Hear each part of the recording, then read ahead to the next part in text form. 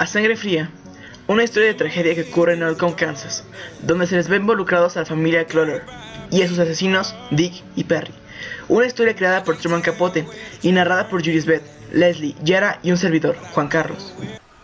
Los últimos que los vieron vivos. El pueblo de Holcomb está en las elevadas llanuras trigueras del oeste de Kansas, a más de 100 kilómetros al este de la frontera de Colorado. El campo, con sus nítidos cielos azules y su aire puro como el del desierto, tiene una atmósfera que se parece más al lejano oeste que al medio oeste. Herbert William Clutter tenía un aspecto muy masculino. Sus hombros eran anchos, sus cabellos conservaban el color oscuro, su cara de mandíbula cuadrada había guardado un color juvenil, y sus dientes blancos y tan fuertes como para partir nueces estaban intactos.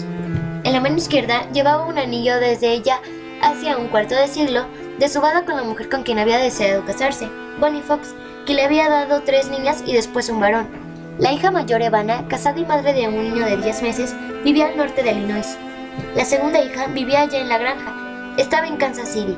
Eso dejaba en casa al varón, Kenyon, quien no se parecía a sus padres.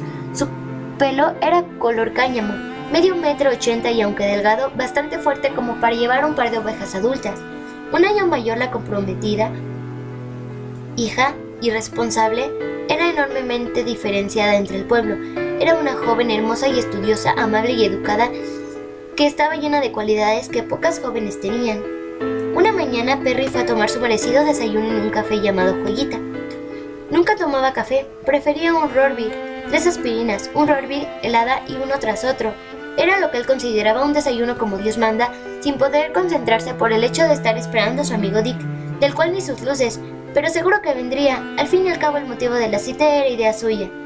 Aquel jovenzuelo era un infatigable soñador de viajes, quien vivía lleno de mapas y de sueños de seguir viajando, pero antes de ello lo que él quería era echar a andar su plan de apoyo con Perry. Dick era un joven a quien no le faltaban maneras de pasar el tiempo. Su rostro era cambiante y los experimentos frente al espejo le habían enseñado a controlar sus expresiones. Dick tenía la imperfecta alineación de sus rasgos, que se debía a un accidente de automóvil que había tenido en 1950. Su rostro alargado y estrecho resultó alterado. El lado izquierdo le quedó sensiblemente más bajo que el derecho, y por lo tanto los labios un poco oblicuos, la nariz sesgada y los ojos no solo a distinto nivel, sino de distinto tamaño. El izquierdo con una mirada furtiva de reptil venenosa maligna, que aunque adquiría involuntariamente era como una advertencia acerca del amargo sedimento posado en el fondo de su naturaleza. Perry estaba también lisiado, y las heridas que habían sufrido en un accidente de moto eran más graves que las de Dick. Los asesinos decidieron empezar su plan de noche, así llegando en un Chevrolet negro a la casa de la manera más silenciosa. Nancy Ewells, amiga de Nancy Clutter, una jovencita que se preocupaba mucho del vestir y con cuerpo de artista de cine, de porte modesto que llevaba gafas y de andar tímido, decidió cruzar el césped a darse cuenta que Nancy ya había sido demorada bastante tiempo y que ellos tenían que retirarse con su padre en el carro. Llamó al timbre de la entrada principal. La casa tenía 4 entradas, y cuando después de llamar repentinamente nadie acudió a abrir, pasó a otra, la que daba al despacho del señor Clutter. Esa puerta estaba entreabierta. Le abrió un poco más, lo suficiente para comprobar que en el despacho no había más que sombras, pero se quedó allí, diciéndose a sí misma que los Clutter no hubieran gustado de una intromisión a su casa. Después de recurrir en vano a esas 3 puertas, decidieron entrar Susan y Nancy. Susan se percató de que los Clutter no habían tomado el desayuno, nada de platos, nada de fuego. Entonces vio algo extraño. El bolso de Nancy estaba en el suelo. Atravesaron el comedor y se detuvieron al pie de la escalera. La habitación de Nancy quedaba exactamente arriba. La puerta de la habitación de Nancy estaba abierta. Sus cortinas no habían sido corridas y el cuarto estaba lleno de sol. Tristemente estaba muerta, las paredes llenas de sangre, y las primeras en darse cuenta fueron ellas, recibiendo un impactante dolor, pues no podía creerlo. Nancy quería mucho a su amiga, quien había visto tirada en el suelo sin respirar.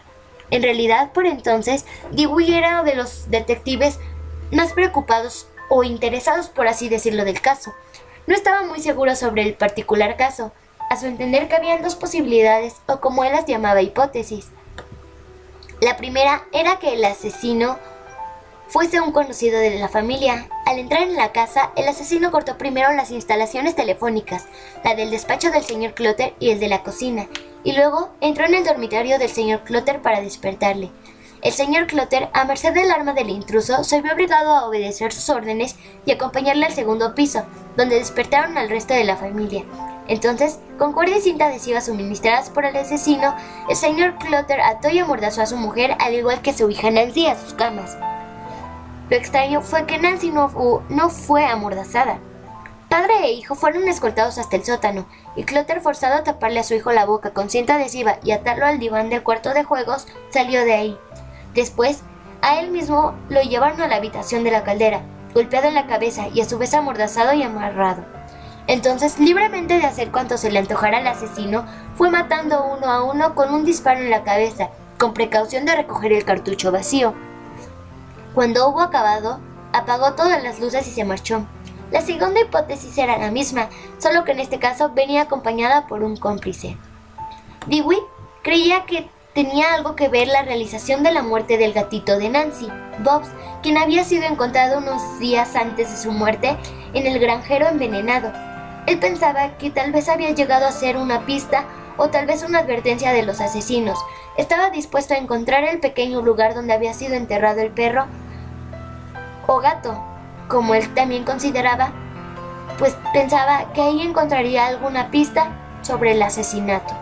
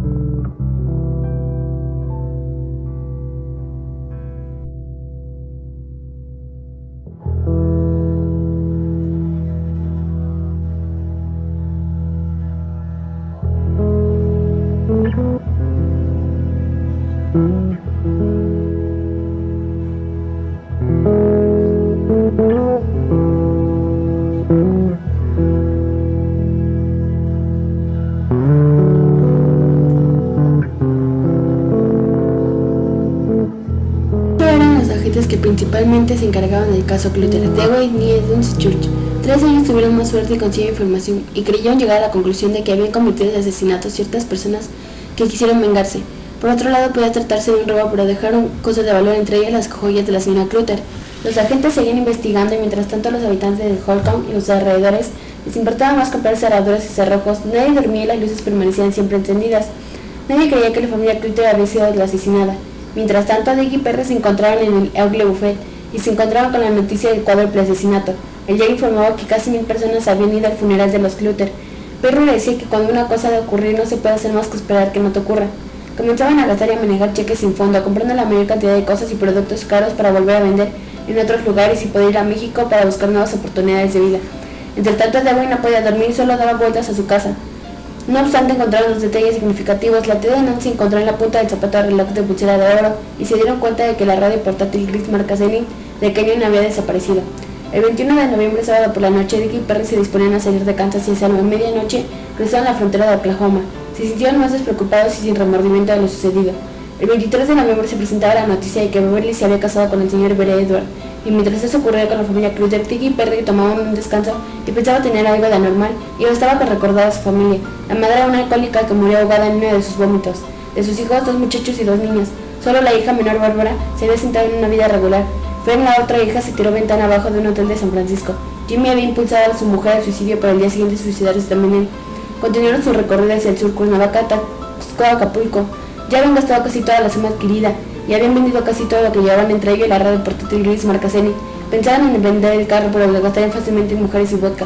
Al estar sin un peso en México, decidieron regresar a Estados Unidos, pero tenían que regresar en sí con las cosas más importantes. Al regresar se encontró con una composición escrita por su padre, la cual le mandó cuando se encontraba en prisión. Esta se llamaba Historia de la vida de mi hijo, y en esta contaba la infancia de Perry. Vivían en el campo y el padre les enseñó a sus hijos a vivir y dejar vivir. Todos los problemas empezaron cuando la mamá de Perry quiso marcharse a la ciudad y hacer una vida de perdida. Se fue de casa para después separar a sus hijos de su padre. A los 6 años su madre lo separó de su padre, pero después lo puso en un orfelinato católico. Le pegaban por mojar la cama, pero un par de meses después lo echaron de ahí, y su madre lo puso en un asilo de niños de la Salvation Army. De igual manera lo odiaban por mojar la cama, y lo metían en una bañera con agua helada y enfermado de pulmonía. Estuvo hospitalizado 2 meses y regresó a su papá. Al volver a ver a su hijo, el señor pidió el divorcio y le concedieron la custodia de los hijos, pero solo se llevó a Perry, a los demás los internó. Terminó el 3er grado, pero no regresó. Él tenía facilidad musical, le gustaba leer, dibujar y quería componer canciones. Su juventud de Perry se enroló en la marina mercante. Se parecía mucho a su padre y le gustaba la compañía de gente decente. Estar solo, que prefería trabajar por su cuenta. Era quisquilloso y se le ofendía muy pronto. Tenía un buen corazón si se le trataba bien. Eso le despertaba una serie de emociones. En 1952 Perry terminó su servicio militar y se compró una motocicleta para regresar con su padre a Alaska, pero justo en la frontera del estado llovió y la moto patinó. Este aplazó un año en la reunión de padre e hijo. Se quedó mientras tanto en casa de George James. Le tomaron cariño, caminaba con muletas y no podía hacer nada. Comenzó a dar clases en la misma casa a los hijos de Joy y a sus amigos. Les enseñaba a tocar la armónica y la guitarra, así como escribir. Después de varios días regresó con su padre para terminar la construcción de Traverse Dane Lock. Pero como no les funcionaba, su padre se puso como loco y quería matar a Perry, diciéndole que él tenía culpa. Perry salió a regresar y se encontró con sus cosas afuera. Conoció a un hombre llamado Smith, quien convenció a Perry de robar, pero lo llevaron a prisión. Perry le escribió a Barbara una carta y le contó dónde se encontraba.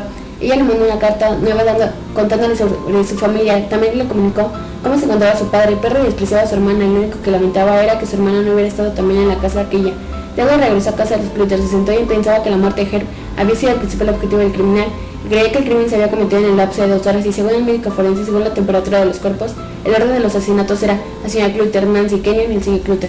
La respuesta: un joven llamado Floyd Wells se encontraba en prisión y escuchó por los auriculares que estaba llevando a cabo la investigación del asesinato de 4 miembros de la familia Clutter, que los habían encontrado atados, abrazados y con un tiro en la cabeza.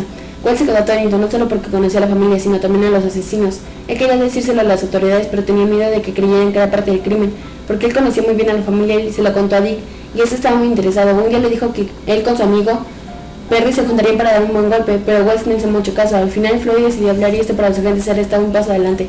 Nick fue a buscar a los padres de Dick y les preguntó acerca de los movimientos que había hecho Dick en noviembre, y todo podía coincidir por las fechas y el tiempo que hicieron para cometer el crimen.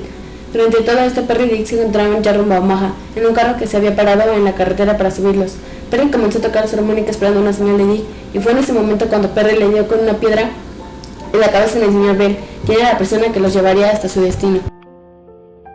16 de diciembre de 1959, Las Vegas, Nevada. En esta fecha se entrevistó a la señora de la pensión. Esta les dijo que Dick había dejado una caja con algunas cosas y un álbum familiar. La familia Johnson se acababa de mudar a San Francisco. La señora confesó tenerle a Perry, ya que sabía engañar a cualquiera. Su hermana mayor se había pegado un tiro. Fern había saltado o caído de una ventana y Perry se había entregado a la violencia. Su primer arresto fue el 27 de octubre de 1936, día en el que cumplía 8 años. Al final, ella se colocó un fusil entre los ojos y apretó el gatillo con el dedo del pie. Cuando Jimmy la encontró, no llamó a la policía, la acostó y al amanecer cargó el arma y se mató. El sábado 2 de enero de 1960, ambas habitaciones estaban reservadas a las 2 de la tarde, hora en la que los detectives decidieron enfrentarse a Dick y Smith por primera vez. Neo es un hombre bajo, impulsivo, con dificultad para moderar su agresividad, con tendencia a expresarse en un lenguaje cortante y franco. Él preguntó a Dick si había escuchado el asesinato de los Clutter. El sospechoso experimentó una intensa reacción visible, se puso gris, se le desviaron los ojos, decía el informe. No le dijo que era un crimen casi perfecto, pero habían 2 errores. La primera, un testigo. Dick comprendió que se trataba de Floyd, su viejo amigo de celda, y la segunda, un par de botas pertenecientes a él. Ante el miedo, Dick confesó que Smith había sido el asesino. Smith declaró entrar por la puerta delantera, aunque los detectives no comprendieron por qué el perro de la familia no ladró. Esta puerta daba al despacho del señor Clutter. Buscaban una caja fuerte, pero se les salió de las manos. Comenzaron amordazando a la señora Clutter para así continuar amordazando al señor Clutter y a él. Más tarde, se les llevó a un jurado donde Dick y Perry serían juzgados. El acto duró 4 horas, 3 días en presentar, y el jurado tardó 40 minutos para dar su sentencia. Fueron llevados a un edificio de alta seguridad, donde se les ejecutaría 1 minuto después de las 12, un 13 de mayo, en un lugar al cual le llamaban La Esquina. Cuando la noche del viernes 13 de mayo llegó, nadie a su celda llegó y se dieron cuenta de que su ejecución sería retrasada. Sin embargo, el 1 de noviembre fue ahorcado Andy, el mejor chico de Kansas, y el caso de Dick y Perry fue retrasado por 5 años. Dick fue ejecutado el 14 de abril de 1965. 2 peticiones tuvo Perry. La primera de ellas era ir al baño. La segunda era que los mapas que él tenía se les diera a su padre, el viejo lobo solitario.